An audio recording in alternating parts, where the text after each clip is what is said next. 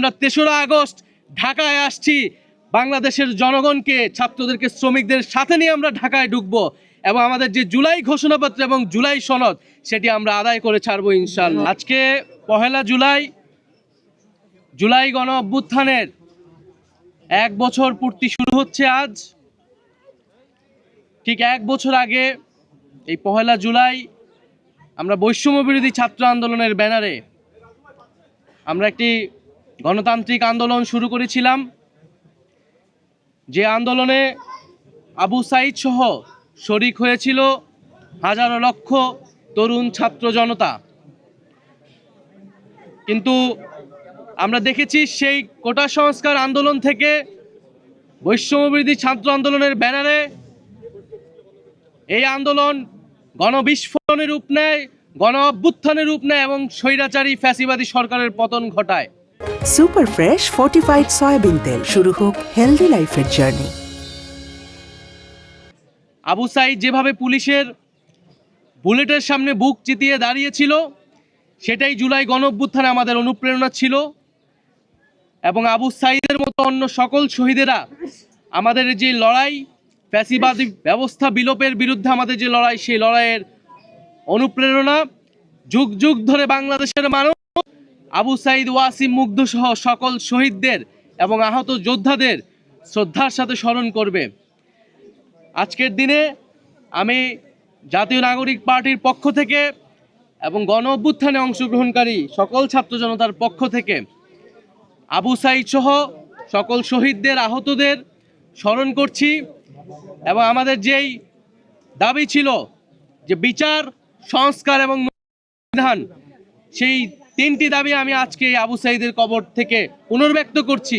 যে একটি নতুন বাংলাদেশ গড়তে হলে আমাদের অবশ্যই বিচার, সংস্কার এবং গণপরিষদ নির্বাচনের মাধ্যমে নতুন সংবিধানের দিকে যেতে হবে।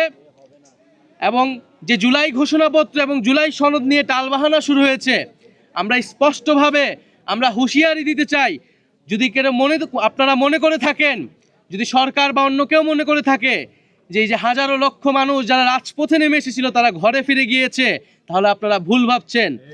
আমরা আবু সাঈদের কবর থেকে ঘোষণা করছি, আমরা বাংলার প্রতিটি পথে প্রান্তরে যাব।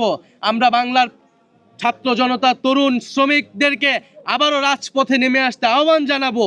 এবং আমরা ৩রা আগস্ট ঢাকায় আসছি বাংলাদেশের জনগণকে, ছাত্রদেরকে, শ্রমিকদের সাথে নিয়ে আমরা ঢাকায় ঢুকবো এবং আমাদের যে জুলাই ঘোষণাপত্র এবং জুলাই সনদ সেটি আমরা আদায় করে ছাড়বো ইনশাআল্লাহ।